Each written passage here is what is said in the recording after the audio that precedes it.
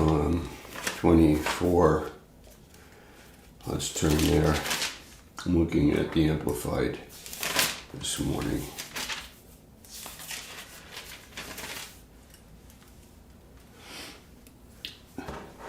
Matthew 7:24. So everyone who hears these words of mine and acts on them will be like a wise man, a far-sighted, practical, and sensible man who built his house on the rock. And the rain fell, and the floods and torrents came.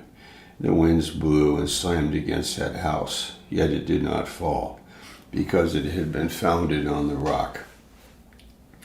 And everyone who hears these words of mine and does not do them will be like a foolish man who built his house on the sand. All right, so we have hearing and doing these words. I have to say that we have to be persuaded of the words. We have to see the value of the words. We have to see where the words will take us. I think that's why Jesus is saying this, because it is possible that we would take the words in the context of, okay, that's nice, but, it's not in my heart. It's not in my heart. It has to be somehow put in the heart. The words, the value of the words. Let's see. When you hear something and it has value, means something to you, you embrace it. It goes in the heart. And have you ever had something where you said, I'm doing that. I'm going to do that. I believe that. I'm going to do that with all my heart. This is really happens in a natural level. There are people that are persuaded about things and do them with all their hearts. And then spiritually, the new birth gives us this capacity. And we are able to trust because of love. So we hear the words of Jesus. We take them to, God puts them in our hearts, and then we embrace and practice them and do them. The benefit is the house that we build, or the life that we live, is built on a solid foundation. Now, Cheryl, who wrote this book, Perspectives, has an interesting story here. In June 2021, a massive sinkhole opened in a central Mexico field. The hole was initially 5 meters in diameter, but quickly grew to 60 meters with a depth of 20 meters. This is a sinkhole. According to reports, a house that was initially at a safe distance from the hole had come dangerously close to the edge of the hole. She writes, "Many dangerous vices begin like that. They seem interesting but manageable at first and appear to be far away from our family and loved ones. However, once these show up in our home fields, they are hard to control, and we can lose ground quickly.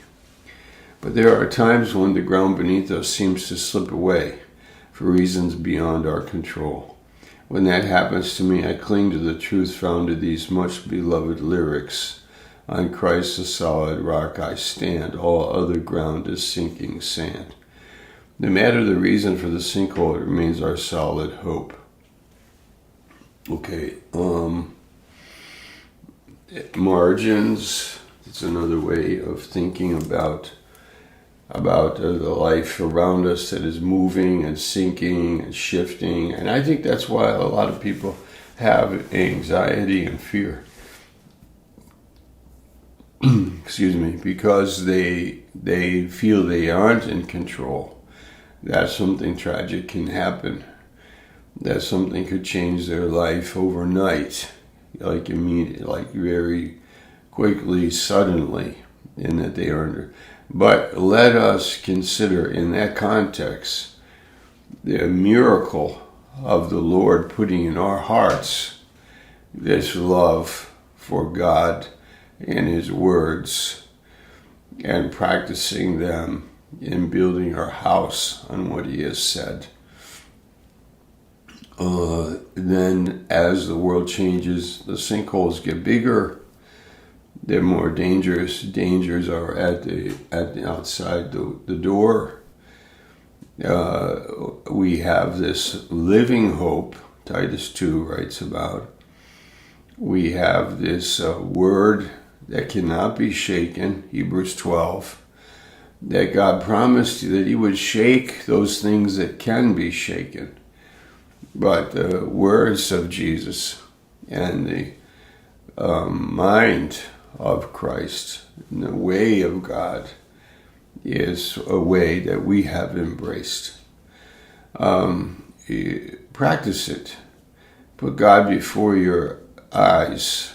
Pray to Him. Ask Him to put these words in your heart. Attend church services.